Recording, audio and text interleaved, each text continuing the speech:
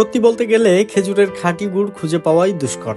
বেশিরভাগ গাছেই বাড়িতে যে গুড় করেন তার ওজন বাড়াতে মিশিয়ে দেন চিনি। আবার অসাধু কিছু ব্যবসায়ী তো খেজুরের রস ছাড়াই চিনি, চুন আর রাসায়নিক দিয়ে তৈরি করেন গুড়। তাই ভয়েই বাজার থেকে খেজুরের গুড় কিনি না। কিন্তু খেজুরের সুমিষ্ট গুড় আর তার ঘ্রাণও তো ভোলা যায় না।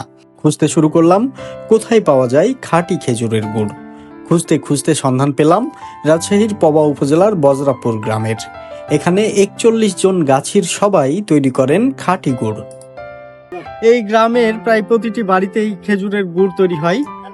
খেজুরের খাঁটি গুড় তৈরি হয় বলে প্রচলিত আছে।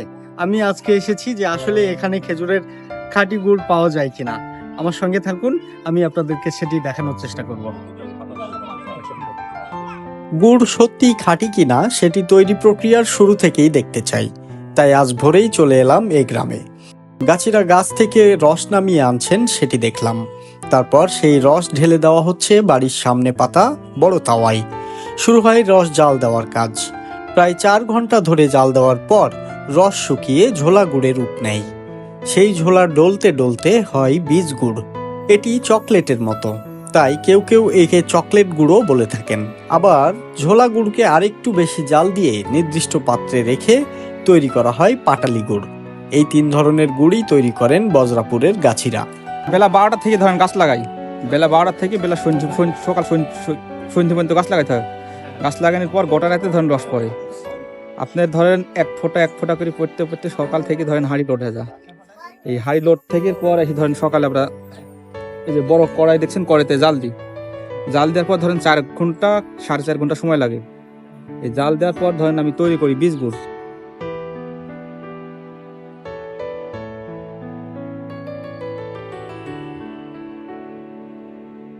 ছোটবেলায় খাঁটি খেজুর গুড়ের একটা সুগন্ধ পেতাম, তারপরে এই ভেজালের দুনিয়ায় এসে সেটা হারিয়ে গেছিল। আজকে আমি সেটা খুঁজে পেয়েছি।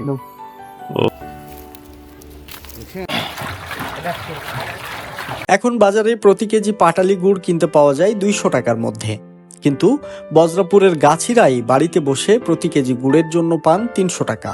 তাদের কথা, বাজারে চিনি মেশানো গুড়ের দাম কম, আর তারা শুধু রস দিয়ে তৈরি করেন খাঁটি গুড়, তাই দামও বেশি। তাদের এই গুড় ক্রেতাদের হাতে পৌঁছাতে পৌঁছাতে দাম হয়ে যায় 400 থেকে 500 টাকা। এত দামে গুড় কেনেন কে? কিভাবেই বা গুড়ের এই বাজার ধরতে পারলেন গাছিরা? তাদের সঙ্গে রয়েছেন মুরাদ পারভেজ। তিনি গাছিদের গুড় পৌঁছে দেন সারা দেশের ক্রেতাদের কাছে। আমি 2020 সাল থেকে গুড়ের যাত্রা শুরু করি। আমি নোয়াখালী ভার্সিটি থেকে বিজ্ঞান প্রযুক্তি বিশ্ববিদ্যালয় থেকে খাদ্য প্রযুক্তি পুষ্টি বিজ্ঞান অনার্স মাস্টার্স কমপ্লিট করি। তারপর দেখলাম যখন আমি নোয়াখালীতে ছিলাম যে ওখানে বিভিন্ন খোলা মার্কেটে ভেজাল গুড় বিক্রি হয়। আমি তো যেহেতু গুড়ের এলাকায় বসবাস, তো সেই থেকে আমার যখন করোনা কালে আমি চলে আসলাম রাজশাহীতে, আমি ভাবলাম যে ভালো কিছু গুড় খাওয়া, যেহেতু আমি পুষ্টি বিজ্ঞানে পড়ছি, পুষ্টিকর কিছু খাবার খাওয়ার জন্য। মুরাদ পারভেজ পুষ্টিবিজ্ঞান নিয়ে পড়াশোনা করেছেন নোয়াখালী বিজ্ঞান ও প্রযুক্তি বিশ্ববিদ্যালয়ে। তার বাবা গ্রামে গ্রামে আম কিনে দেশের নানা প্রান্তে নিয়ে বিক্রি করতেন। বিশ্ববিদ্যালয়ে পড়াশোনা শেষ করে এসে করোনাকালে পুষ্টিবিদ মুরাদও আমের ব্যবসা শুরু করলেন। তবে বাবার মতো আম নিয়ে তিনি কোথাও যাননি, অনলাইনে অর্ডার নিয়ে পৌঁছে দিয়েছেন। লোকেরা তাচ্ছিল্যের সুরে বলতেন, বাবা আম ব্যবসায়ী ছিলেন, বিশ্ববিদ্যালয়ে পড়ে ছেলেও তাই হলো। লোকের সেসব কথা কানে তুলতেন না মুরাদ। প্রথমে আম, তারপর লিচু, এরপর খেজুর গুড়ের ব্যবসা শুরু করলেন। এখন তিনি সফল ই কমার্স উদ্যোক্তা। প্রতিটা গাছই দেখা যাচ্ছে কারো 100টা গাছ, কারো 150টা গাছ লিজ নিয়ে দেখা যাচ্ছে একটা গাছিকে মানে গাছ প্রতি 800 টাকা 1000 টাকা দেয়। যে সেই গাছ থেকে একটা গাছ থেকে মোটামুটি 6 থেকে 7 লিটার রস হয় একটা রাতে। সেই একটা গাছ থেকে মোটামুটি 1 কেজি গুড় হয়। তো দেখা যাচ্ছে অনেক সময় 100টা গাছ লাগালে ডেইলি 30 থেকে 40 কেজি গুড় হয়। তো এরকম আমার বর্তমানে প্রায় দেখা যাচ্ছে 6000-এর বেশি গাছ আছে, খেজুর গাছ এই এলাকাতে মোটামুটি নিয়ে আসছে আমার। আর চাষি আছে মোটামুটি 80টার মতো। তারা সারা রাত যে রসটা সংগ্রহ করে পায়, সেই রসটা একদম ভোরে গিয়ে গাছ থেকে নামায়। গাছ থেকে নামানোর পরে নিয়ে এসে ছাঁকে সুন্দর করে। ছাকার পরে সেটা আপনার 3 থেকে 4 ঘন্টা বা 5 ঘন্টা জাল দিতে হবে, ডিপেন্ড করে যে সে কতটুকু রস পাইছে। দেখা যাচ্ছে কড়াই অল্প রসটা 2 থেকে 3 ঘন্টা হয়ে যাচ্ছে, আর বেশি রস যাদের তাকে 5 থেকে 6 ঘন্টা হচ্ছে।